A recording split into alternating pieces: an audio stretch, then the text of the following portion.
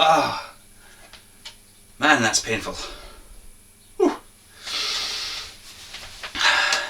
So, what have I been up to since the last video? Well, the Angel Interceptor, I mean the Viper, hasn't been pushed aside. I haven't given up on it. In fact, I'm never going to give up on it. I've just kind of put it on a bit of a back burner for the time being until I can figure out what the hell I'm doing with the engines. So in the meantime, I thought I'd have a little bit of fun with a kit that I acquired about a year ago. In fact, I think it was about a year ago to this very day in actual fact. And it is the RIC Kast 1/413th scale alien monolith from the movie 2001 A Space Odyssey, Stanley Kubrick's seminal classic from the 60s.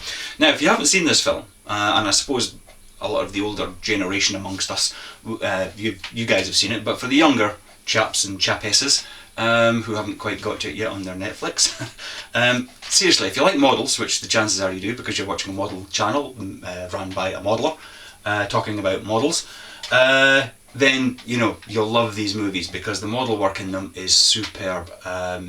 Just the conceptual design of the spaceships. I mean, they don't do anything fancy. It's not like X-Wings, you know, up and down, dipping and diving or whatever. They're very, very stately by comparison, but absolutely fantastic. And there's two films. There's 2001 A Space Odyssey, which was the first one, and there was the sequel, 2010. Now, both films were based on books by the author Arthur C. Clarke. And 2001 A Space Odyssey was based on the book 2001 A Space Odyssey. Fancy that, huh? But the sequel, 2010, I think that the book was called 2010 Odyssey 2, and the movie was called 2010 The Year We Make Contact. Please correct me if I'm wrong, if you can be bothered. But key to both films is this monolith, which comes in a variety of shapes. Well, not shapes, but sizes certainly. There's one that appears on Earth, there's one that appears on the Moon, and then there's this big, huge off one that appears just outside of Jupiter, or next to Jupiter, or close to Jupiter, or in orbit around Jupiter, shall we say. And what it actually does is, when it appears on Earth, it appears in sort of prehistoric times when we were all just monkeys going around doing whatever it is monkeys do, and then this thing appears one morning, and what it does is it kickstarts sort of humans' technological evolution, as it were, because all of a sudden the monkeys realise that if they pick up a bone they can whack things with it like other monkeys and other animals. And of course there's the classic cutscene in 2001 where a monkey who discovers just how much fun it is to smash things, is smashing all these bones and goes, "Ray!" Well, he doesn't actually say that, he does.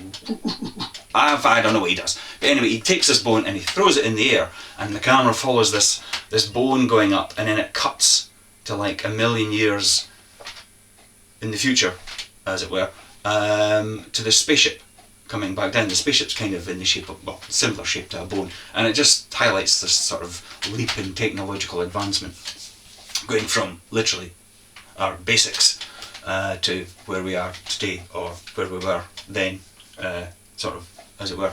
But anyway, this kit, the RIC Kast kit of the Monolith, I actually got this in stock at Aitken Models. What a man, what a man. Telling you, when you place your order with these guys, if they've got it in stock, they roll it out the same day. Fantastic service. Cannot recommend them enough. But the thing is, this kit actually dates back to 1987. It was a classic. It was a big hit at that time. You know, the sci-fi thing. And, you know, the tooling's kind of gone south a wee bit since then. But thankfully there are some aftermarket kits available, or aftermarket sets I should say, namely a photo etch set from Edward, which replaces the flat surfaces, and a resin set from Ares, which takes care of the square edges.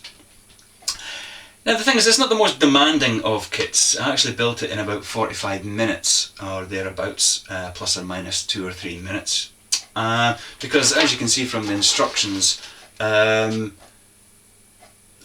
involvement from the modeler is kind of minimal, and I wouldn't really call it construction as such. Remove from runner and paint black. So as I say, not the most taxing of builds. It certainly isn't like the Hellcat or that little Stuka, but you know what, it was fun. It was fun, and that was the main purpose of it. The black paint, here it is over here. Oh wow, it's IO acrylics or IO acrylics, and this is their H9000 Quantum Black. Wait till you see this stuff.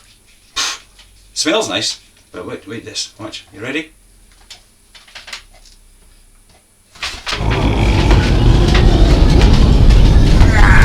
Jesus, God. Oof, that is powerful, powerful stuff. Anyway, it's all done, it's finished. As I say, I started it this morning and it's done. And I've made a little diorama. So without further ado,